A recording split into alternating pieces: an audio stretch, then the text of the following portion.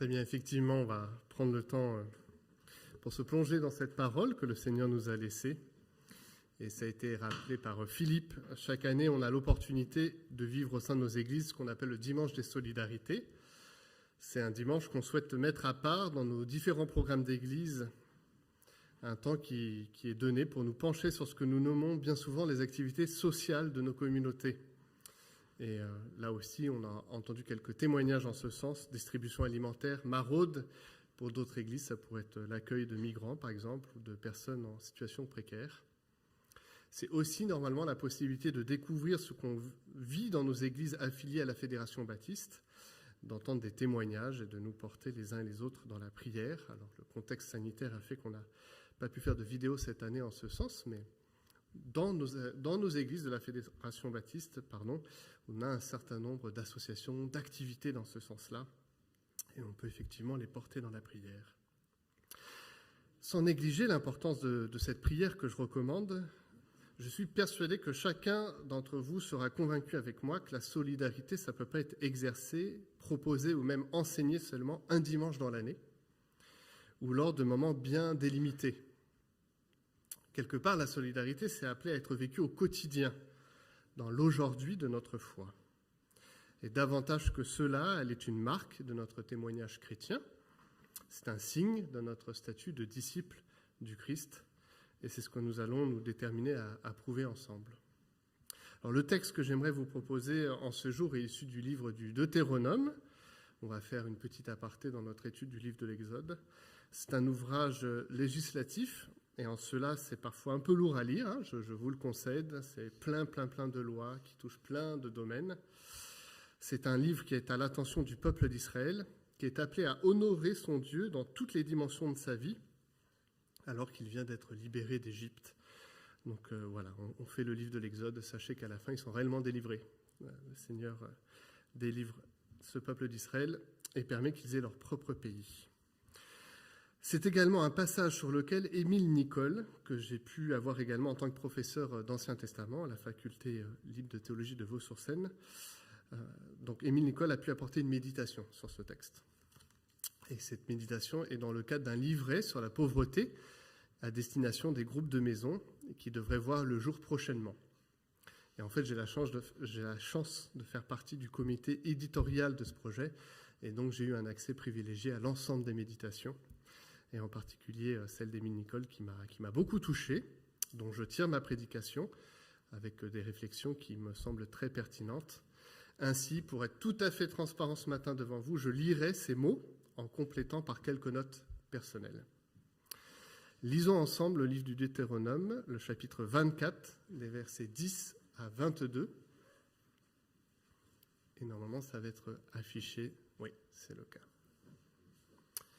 Si tu fais à ton prochain un prêt, quel qu'il soit, tu n'entreras pas dans sa maison pour t'emparer de son gage. Tu resteras dehors, et celui à qui tu as fait le prêt t'apportera le gage dehors. Si cet homme est pauvre, tu ne te coucheras pas en retenant son gage. Tu le lui rendras au coucher du soleil, afin qu'il puisse se coucher dans son vêtement et qu'il te bénisse. Cela te sera compté comme justice devant l'Éternel, ton Dieu. Tu n'exploiteras pas le salarié qui vit dans la misère et la pauvreté, qu'il soit l'un de tes frères ou l'un des étrangers en séjour dans ton pays, dans ta ville. Tu lui donneras le salaire de sa journée avant le coucher du soleil, car il est pauvre et il lui tarde de le recevoir. Sinon, il crierait à l'Éternel contre toi et tu te chargerais d'un péché. On ne fera pas mourir les pères à la place des enfants, ni les enfants à la place des pères. On fera mourir chacun pour son péché. Tu ne porteras pas atteinte aux droits de l'étranger et de l'orphelin, et tu ne prendras pas en gage le vêtement d'une veuve. Tu te souviendras que tu as été esclave en Égypte, et que l'Éternel, ton Dieu, t'a racheté. Voilà pourquoi je te donne ces commandements à mettre en pratique.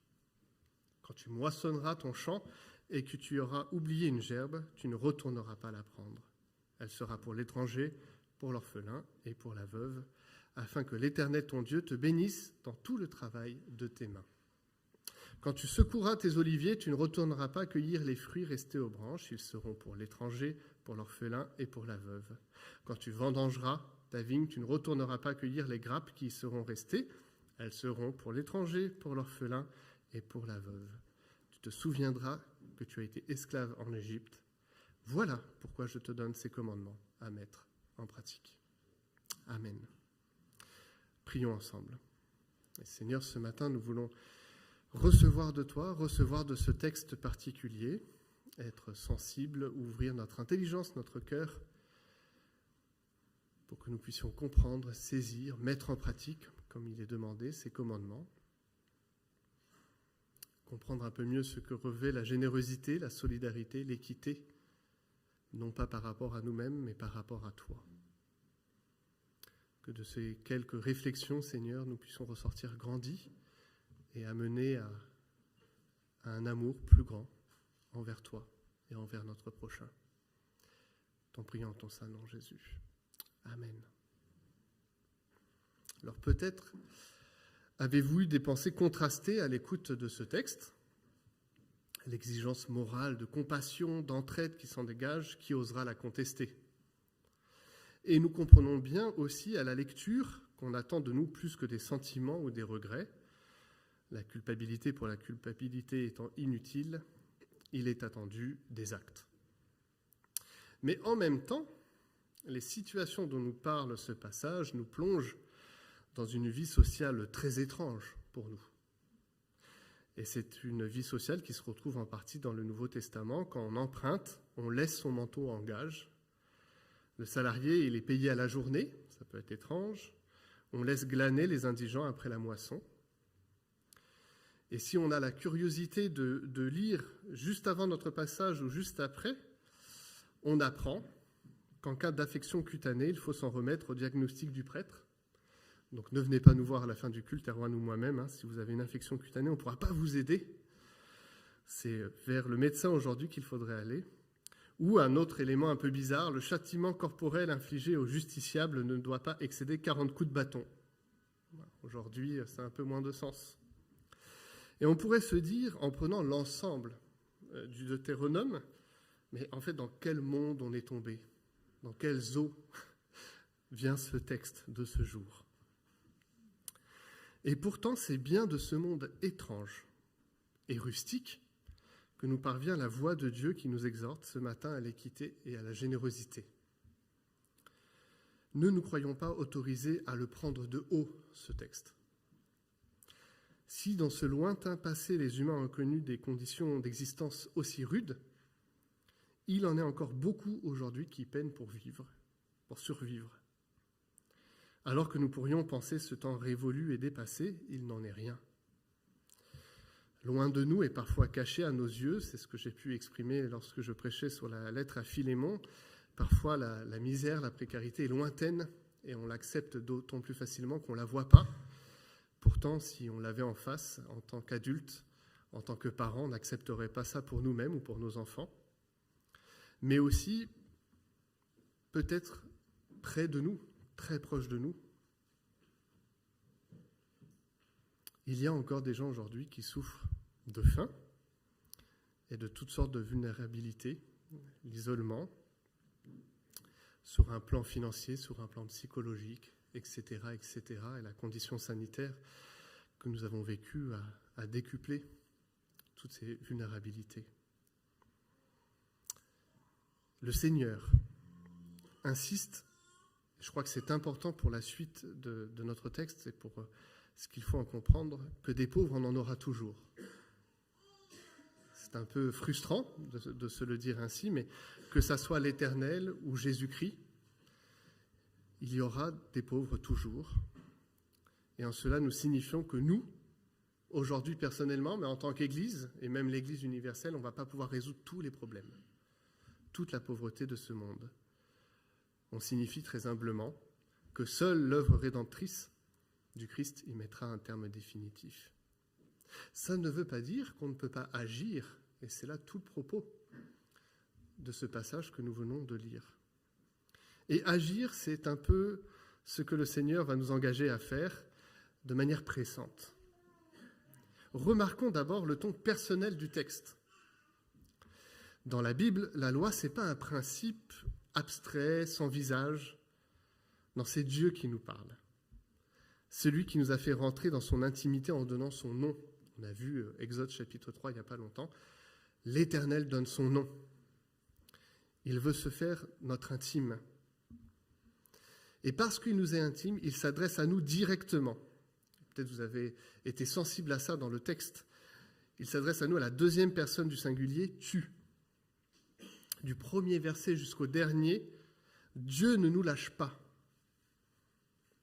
C'est toi et moi qui sommes les destinataires de ces quelques textes. Ça va même un peu plus loin. Il nous traque afin que nous ne puissions pas nous échapper. Il souhaite que nous fassions face à nos responsabilités. Et vous savez, c'est comme un parent qui peut être très pénible envers son enfant en lui disant quoi faire, ou un ami proche qui sait que vous allez dans le mauvais chemin et qui vous prend la tête jusqu'à temps que vous puissiez vous rendre compte que c'est un mauvais chemin. Ça peut être très pénible à certaines occasions, et en même temps, c'est souvent salutaire. Parce que la personne va insister, parce qu'elle va te prendre au mot, pour dire les choses très directement. À un moment, tu vas l'accueillir et on peut espérer que tu vas changer. Ce ton personnel détermine à la fois notre implication à titre individuel, mais aussi notre responsabilité devant Dieu. C'est d'abord moi, c'est d'abord toi qui est concerné, qui suis concerné. C'est moi qui dois écouter et mettre en pratique. Et avant d'être responsable vis-à-vis de mes semblables, d'être responsable devant vous, d'être responsable devant la société, ou même responsable de ma propre conscience, c'est à Dieu que j'ai affaire dans ce domaine, dans le domaine de la générosité et de la solidarité. C'est d'abord Dieu qui est mon vis-à-vis premier. C'est à lui que je dois rendre compte.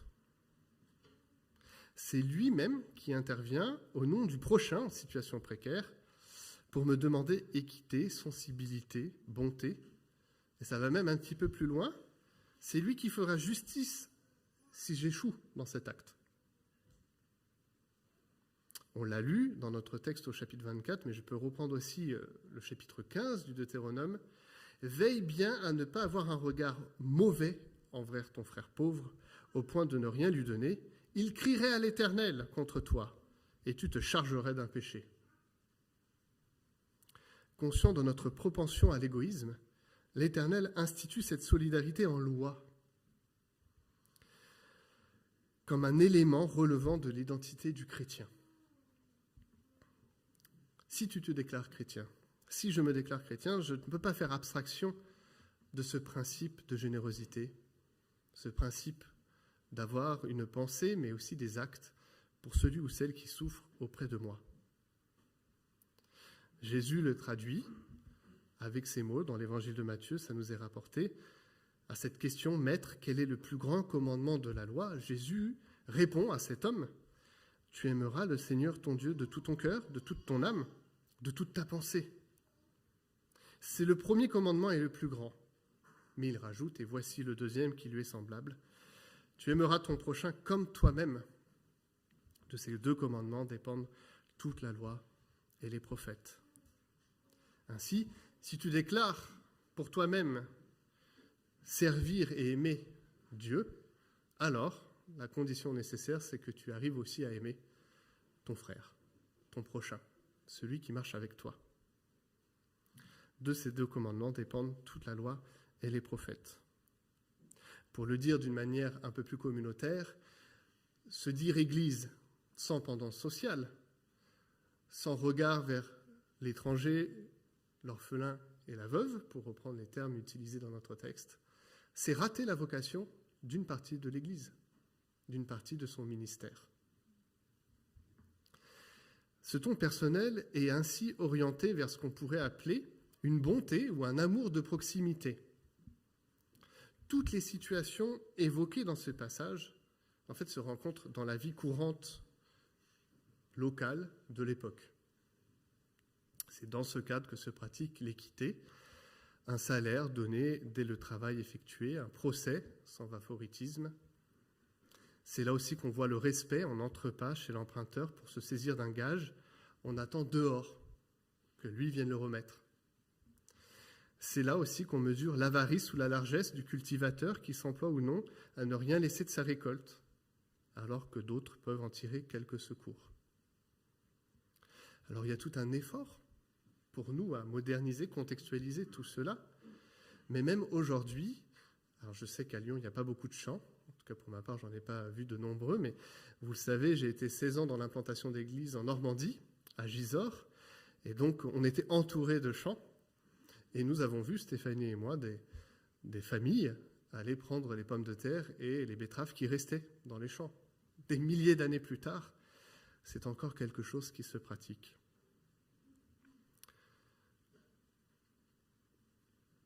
Au fond, ce que nous dit ce texte, c'est d'abord que ma générosité ou ma solidarité doit constituer mon être. Que ça se mesure à l'amour et à la générosité évangélique que j'ai pour mon prochain.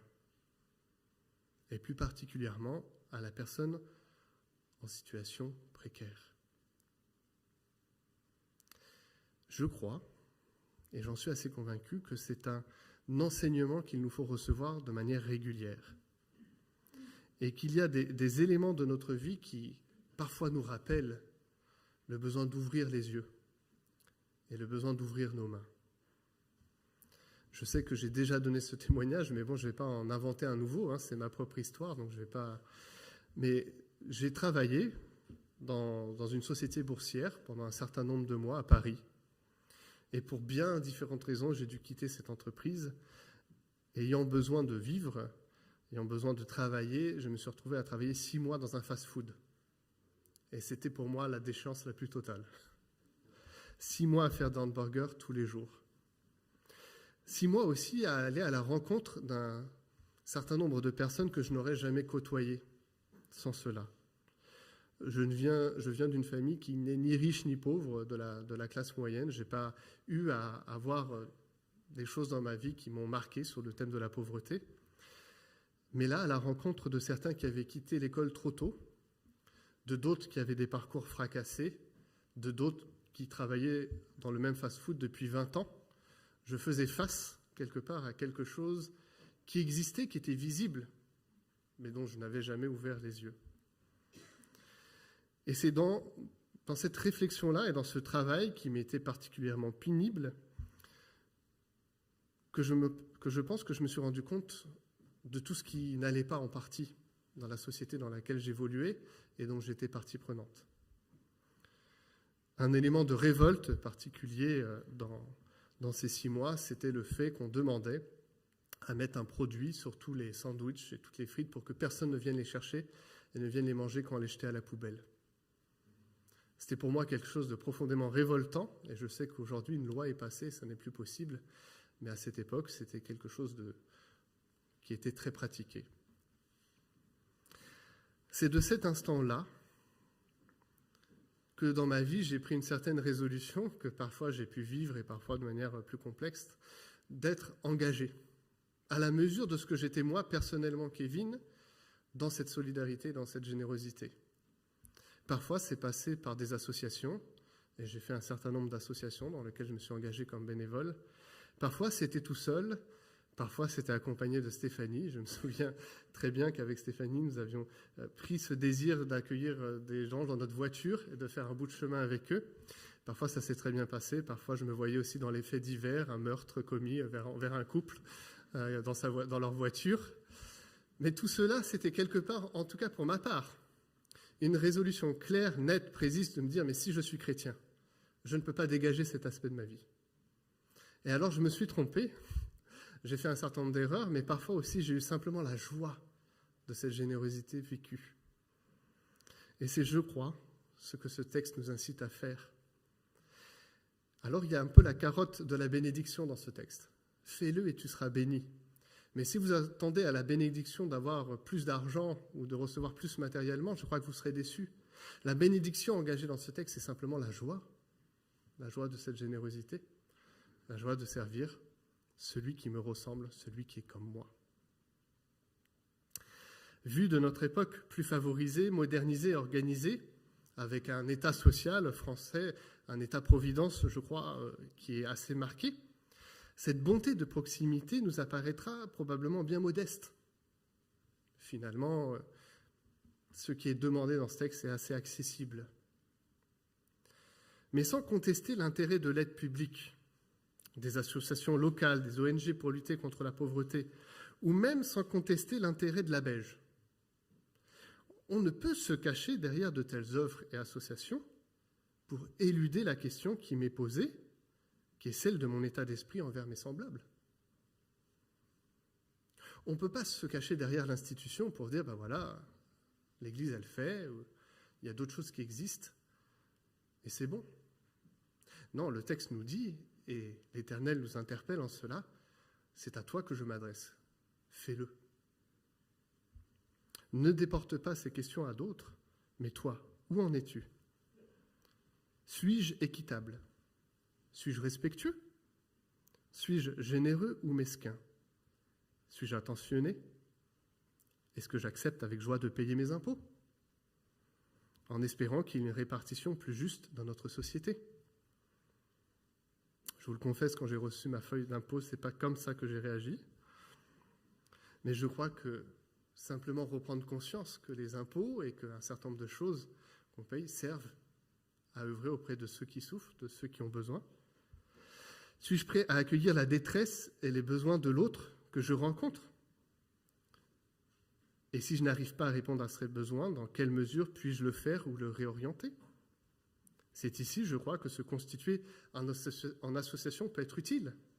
Il y a des choses qu'on peut faire seul, il y a des choses où c'est mieux de se constituer ensemble pour le faire, ça a plus de sens. Suis-je apte à ne pas juger et à rendre sa dignité à chacun et à chacune en lui offrant mon écoute? Quelque chose qui est ressorti très souvent lors des maraudes, lors de colis café ou même lors simplement de temps d'échange, y compris en église, être à l'écoute de l'autre, l'accueillir dans sa propre histoire, venir à la rencontre de son histoire, venir à la rencontre de ce qui a été difficile, de ce qui a été, mais peut-être de ce qui est aujourd'hui. Car la pauvreté ne se limite pas, je l'ai dit, à l'aspect économique, mais vient à la rencontre de tout ce que nous sommes, psychologiquement parlant, dans l'isolement, dans un certain nombre de détresses. Je sais que dans notre Église, pour quelques personnes, il y a eu des temps difficiles. Il y a eu des temps compliqués. Je sais que certains parmi nous ont fui la guerre civile et sont venus en France. Je sais que certains sont passés par des temps économiquement délicats. Ai-je été apte à venir et à l'entendre? Et dans la mesure de ce que je pouvais faire, réagir. C'est dans cet état d'esprit que le législateur prédicateur du livre du Deutéronome s'emploie à créer. Il veut entretenir aussi cet état d'esprit, cet état de questionnement, en évoquant le passé douloureux de l'esclavage et la bénédiction de Dieu. Versets 18 et 22, on parle de cet esclavage d'Égypte. Bénédiction de Dieu, verset 19. C'est quelque part dans un rappel, en se souvenant du bien que Dieu a fait, que nous pouvons aussi, nous, réagir en accordant ou en refusant ce que de manière pressante, la bonté nous invite à faire. Ce n'est pas en des termes ici pratiques et physiques d'esclavage qu'il nous faut considérer les choses, mais je crois considérer que nous étions tous esclaves du péché, du mal, de cet égoïsme dénoncé dans ces quelques versets. Nous devons nous rappeler d'où nous venons. Nous étions dans la pauvreté la plus infâme, loin de Dieu, loin de ses bénédictions. Mais le Fils de Dieu est venu nous libérer. Et c'est le Fils de Dieu qui est venu tendre sa main à des gens, nous dit la parole, qui étaient ses ennemis. C'est parce que je me souviens de cela que je veux pratiquement vivre la générosité, accorder ma bonté, vivre la solidarité, parce que le Christ l'a vécu en premier vis-à-vis de moi. Parce que Jésus l'a vécu dans sa chair pour moi. Se rappeler cela, c'est donner le fondement de notre approche. Nous ne sommes pas des humanistes. En tout cas pour ma part, je ne crois pas profondément à l'être humain, parce que je suis déjà conscient pour moi-même de toutes les failles que j'ai. Mais je veux croire, et je veux poser mon espérance en un Dieu qui peut transformer les vies, parce qu'il a transformé la mienne et qui peut transformer celle de celui ou de celle que je rencontre dans la rue, dans mon voisinage, dans l'église, dans la beige, etc. C'est en pensant à cela que je veux vivre cette vocation qui m'est posée et que je souhaite que nous la vivions en tant qu'Église, avec le bras de la beige, mais pas seulement.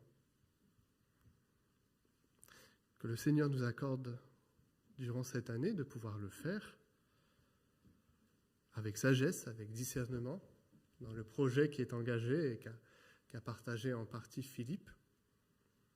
Quelle est notre vision?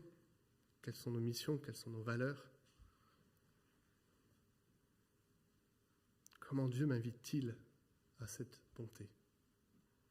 Prenons quelques instants de réflexion en silence et je peux conclure par la prière.